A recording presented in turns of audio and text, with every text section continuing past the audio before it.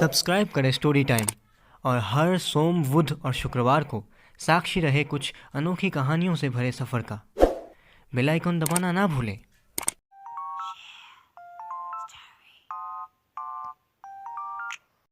इस कहानी के सभी स्थान, काल, पात्र काल्पनिक है। कृपया कर इसे गंभीरता से ना लें। ये कहानी सिर्फ मनोरंजन के लिए बनाई गई है।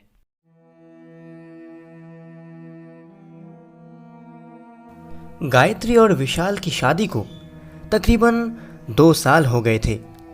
विशाल की लाइफ इतनी बिजी थी कि वो चाहकर भी गायत्री को टाइम नहीं दे पाता था। पर इस बात का दुख गायत्री को बिल्कुल नहीं था, क्योंकि वह अपने पति विशाल को अच्छी तरह से जानती थी और ये दोनों की लव मैरिज भी थी। दोनों कोलकाता के एयरपोर्ट रोड के नज़दीक अपने मकान में रहते थे। रोज़ की तरह लंच ख़त्म करके विशाल ने अपने ऑफिस से गायत्री को फ़ोन किया। फ़ोन रखने के करीब 30 सेकंड बाद ही किचन में काम कर रही गायत्री को एक आवाज़ सुनाई दी, मानो जैसे कोई ऊपर वाले कमरे में दौड़ रहा हो। यह आवाज़ सुनकर गायत्री चौंक चुकी थी। वो दौड़ते हुए कमरे में गई कि कहीं चोर वोर तो नहीं घुस आया। पर जब वो कमरे में पहुंची तब कमरे में कोई नहीं था। ये देखकर गायत्री ने एक चैन की सांस ली और उसने कमरे की खिड़की बंद कर दी। और जैसे ही वो पलटी, उसने अपने कमरे में एक प्लास्टिक की गेंद देखी, जो आज तक उसने अपने घर में कभी नहीं देखी थी। पर इस बात पर ज़्यादा ध्यान ना देते हुए गायत्री ने दोपहर में हल्का फुल्का खाना खाया और उसके बाद दोपहर की नींद लेने के लिए चली गई। उसे सोए हुए बस कुछ ही वक्त हुआ था कि उसकी नींद एक आवाज़ से टूटी। यह आवाज़ टीवी रूम से आ रही थी। गायत्री को अच्छी तरह से याद था कि दोपहर का लंच करने के बाद उसने टीवी का स्विच ऑफ कर दिया था।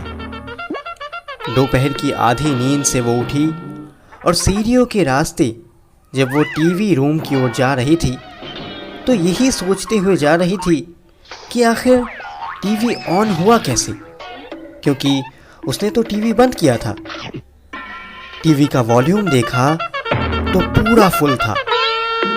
जैसे ही उसने टीवी का स्विच दबाकर उसे बंद करने के लिए अपने हाथ आगे बढ़ाए कि उसके कानों में एक आवाज़ टकराई, टीवी चलने दो, बंद मत करो।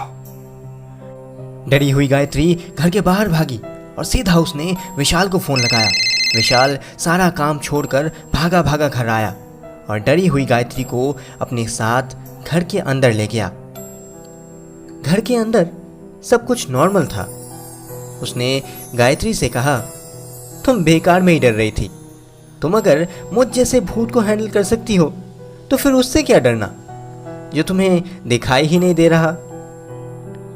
देर रात तक बातें करने के बाद विशाल और गायत्री सोने चले गए। रात के करीब 2:30 बजे गायत्री की नींद एक आवाज़ से टूटी। आवाज़ सुनकर ऐसा लग रहा था मानो कोई उनके दरवाजे पे प्लास्टिक की बॉल मार मार कर खेल रहा हो। गायत्री ने विशाल को नींद से उठाया और कहा, क्या तुम वो आवाज़ सुन पा रहे हो? रात के 2:30 बजे गायत्री के मुंह से ऐसी बातें सुनकर थोड़ा परेशान होकर विशाल ने कहा, गायत्री बस करो यार, बहुत हो गया। मैंने पहले ही कहा है तुमसे, ये भूत वूत कुछ नहीं होते। तुम सो जाओ, तुम्हें नींद की ज़रूरत है। गायत्री सोने की कोशिश करने लगी और साथ ही विशाल भी। सुबह 6 बजे विशाल की नींद टूटी क्योंकि उसे प्यास लगी थी। सीढ़ियों से होता हुआ विशाल फ्रिज के पास आया। फ्रिज से पानी की बोतल निकालकर वो पानी पी ही रहा था कि इस बार विशाल ने एक आवाज़ सुनी। फ्रिज की लाइट की रोशनी में उसने देखा कि प्लास्टिक की एक बॉल उसके पाँव के पास पड़ी है।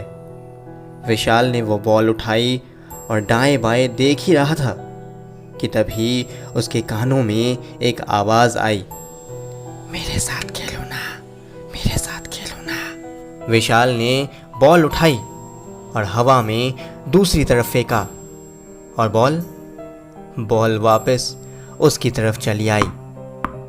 थोड़ी देर बाद गायत्री बेडरूम से बाहर आई और बोली, विशाल, ये क्या कर रहे हो? घबराते हुए विशाल ने कहा, कुछ भी तो नहीं, तुम तैयार हो जाओ, डॉक्टर के पास चलना है ना, चेकअप करवाने के लिए। गायत्री तैयार होने के लिए चली गई और विशाल ने घड़ी की तरफ देखा तो घड़ी में इस वक्त 7 बज रहे थे। मतलब पिछले 1 घंटे से यही चल रहा था। आखिर उनके घर में ये कौन है जिसकी आवाज़ सुनकर गायत्री इतनी डर गई थी? और आखिर विशाल ने गायत्री से झूठ क्यों कहा?